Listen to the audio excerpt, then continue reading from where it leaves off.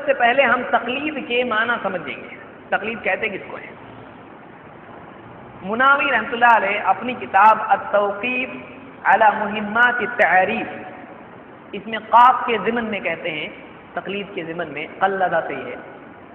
التوقیف علی مہمات التعریف یعنی اہم اہم ڈیفینیشن انہوں نے اپنی کتاب میں جمع کی ہے کہ یہ فائنل ڈیفینیشن ہے. تو یہ مناوی کی کتاب ہے جنہوں نے جامع صغیر کی شرح لکھی ہے، فیض القدیر. کہتے ہیں التقلید اتباع الانسانی غیرہ، تقلید ایک انسان کا دوسرے انسان کی اتباع کرنا ہے، فیما یقولہ او یفعلہ، اس کے قول اور اس کے عمل کی تقلید کرنا، جو بھی اس نے کہا، جو بھی اس نے کیا، اس کی اتباع کرنا. کس طرح سے؟ معتقدا حقیتہ، اس کو حق عقیدہ رکھتے ہوئے، یعنی انہوں نے جو بھی کہا، انہوں نے جو بھی کیا، یہ حق ہے، یہ مان کے اس کی اتباع کرنا ہے.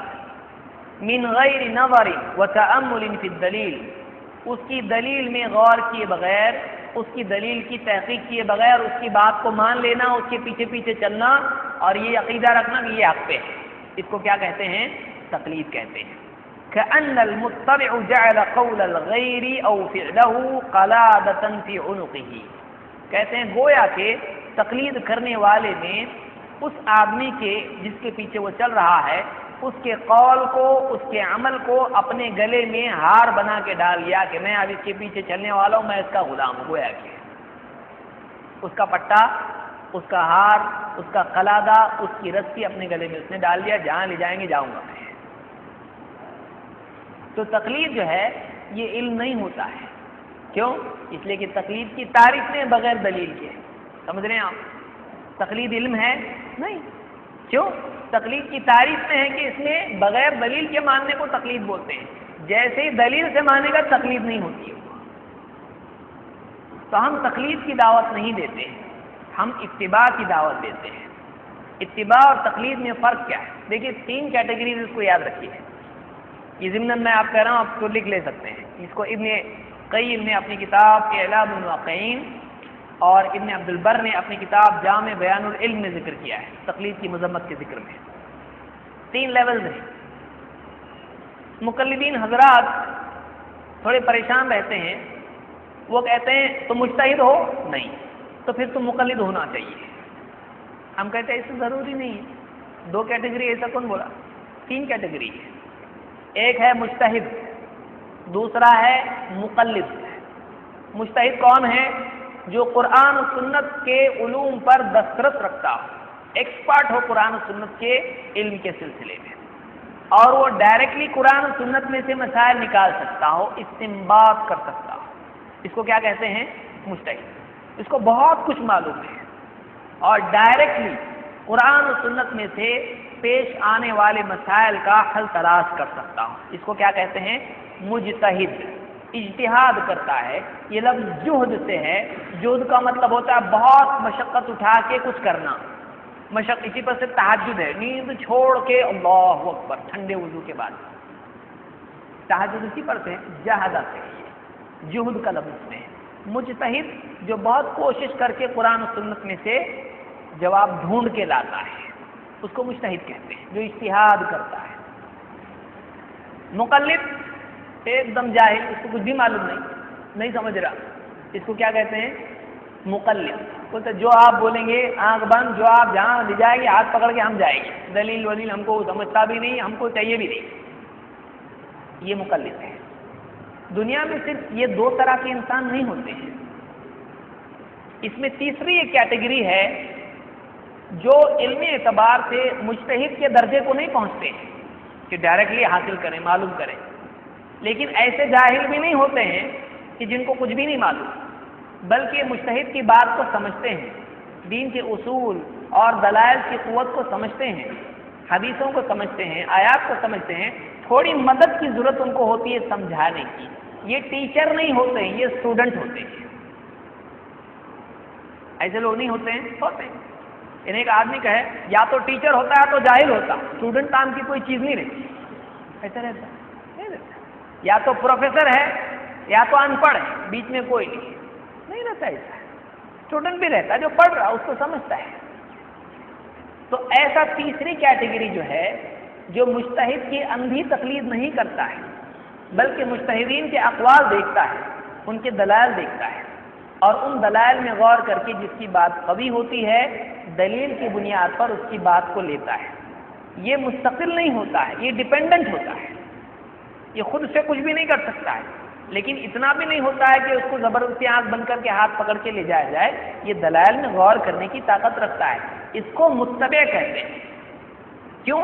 اس لیے کہ مجتہد کی تقلید نہیں کر رہا ہے، یہ مجتہد سے استفادہ کرتا ہے اور علماء سے استفادہ کرنا غلط بات نہیں ہے. فاسألوا اہل الذکر ان کنتم لا تعلمون. پوچھو ان سے، وہ بتائیں گے. کیا بتائیں گے؟ میں ایسا کہتا ہوں نہیں، وہ دلیل بتائیں گے. سمجھ میں آ رہی بات؟ فاسألوا اہل الذکر، اللہ نے جب کہا اہل ذکر سے پوچھو تو کیا پوچھوں؟ تو وہ دلائل دیں گے، وہ تم کو حق بتائیں گے. وہ اس علم کے وارث ہیں جو نبی صلی اللہ علیہ وسلم نے اپنے بعد چھوڑا ہے. وہ اس علم سے تم کو سکھائیں گے. بلغوا انی ولو آیہ، نظر اللہ امرأ سمع منا حدیثا فحفظه حتى يبلغه غیرہ. تو وہ حدیث سکھائیں گے تم کو، آیت سکھائیں گے تم کو، تعلیم دیں گے. تو یہ 20 کی جو کیٹیگری ہے یہ اس کو کیا کہتے ہیں؟ متبع. ہم یہ کہتے ہیں کہ آپ مجتہد نہیں بن سکتے ہیں تو متبع بنیے، جاہل مقلد مت بنیے. کیونکہ اسلام علم والا دین ہے، اسلام جاہل بننے کی دعوت نہیں دیتا ہے. اسلام اس بات کی دعوت دیتا ہے کہ آپ اس لائق بنو کہ قرآن و سنت سے خود استنباط کر سکتے. اگر اتنا نہیں کر سکتے تو کم سے کم قرآن و سنت کے دلائل کی بنیاد پر عمل کرنے والے بنو. اتبعوا ما انزل الیکم من ربکم ولا تتبعوا من دونه اولیاء. جو تمہارے رب کی طرف سے نازل ہوا ہے تم اس کی اتباع کرو. تو اتباع کس کی کرنا ہے؟ کتاب و سنت کی. اب خود ڈائریکٹلی نہیں کر سکتا ہے، کسی کی مدد لے، کسی کی مدد لے. اگر خود اپنے پاؤں پہ نہیں چل سکتا ہے کسی کے سہارے سے چل کے آئے، کسی کے سہارے سے چل کے آئے، لیکن آئے. تو جو آدمی کتاب و سنت سے براہ راست استنباط نہیں کر سکتا ہے اس کو چاہیے کہ وہ علماء کی مدد لے. اس لیے بعض لوگ کہتے ہیں دیکھو یہ بولتے تقلید نہیں کرنے کا، لیکن ہمارے علماء کی کتاب پڑھتے نا، ان کے اقوال ذکر کرتے نا، ان کو سمجھا ہی نہیں ہم کیا کرتے ہیں. یہ خود ایک لا علمی ہے، تقلید کی نوسط ہے. کیا آدمی تحقیق کرتا ہی نہیں، کبھی دیکھتے نہیں ان کا بولنا کیا ہے. ہمارا بولنا یہ ہے کہ آپ علماء سے استفادہ کرو، پچھلے بھی اور آج کے بھی، ان سے مدد لو. لیکن کائے کی مدد؟ ان کی باتیں سمجھنے کی میں مدد نہیں، بلکہ کتاب و سنت کے سمجھنے میں ان کی مدد لو. کیونکہ اصل علم کتاب و سنت ہے. میں اپنے بعد 2 چیزیں چھوڑ کے جا رہا ہوں، ان 2 کے بعد گمراہ نہیں ہوں گے. تو علماء کی ضرورت کہاں پیش آتی ہے؟ ان 2 چیزوں کے سمجھنے میں، ان پر عمل کرنے میں. تو علماء خود سے سمجھ کے ہم کو سمجھائیں گے، یہ سمجھائیں گے یا کچھ اور سمجھائیں گے؟ یہ سمجھائیں گے. تو یہ تیسرا جو طبقہ ہے، جو درمیانی طبقہ ہے، اس کو کیا کہتے ہیں؟ متبع. ہم اپنے بارے میں کہتے ہیں کہ ہم مجتہد نہیں ہیں اور ہم تقلید نہیں کہتے، ہم تقلید نہیں کرنے کو کہتے ہیں، ہم اتباع کرنے کو کہتے ہیں. اور اگر آدمی آگے بڑھ گیا تو کیا بن جائے گا؟ مجتہد. قیامت تک کے لیے دروازہ کھلا ہوا ہے، مجتہد قیامت تک کے آ سکتے ہیں. اللہ کی رحمت کو کوئی روک نہیں سکتا ہے، اللہ کی رحمت کا دروازہ کوئی بند نہیں کر سکتا ہے. اللہ مجتہد پیدا کرنا، فیکٹری بند ہو گئی مجتہد کی، ایسا نہیں ہوگا.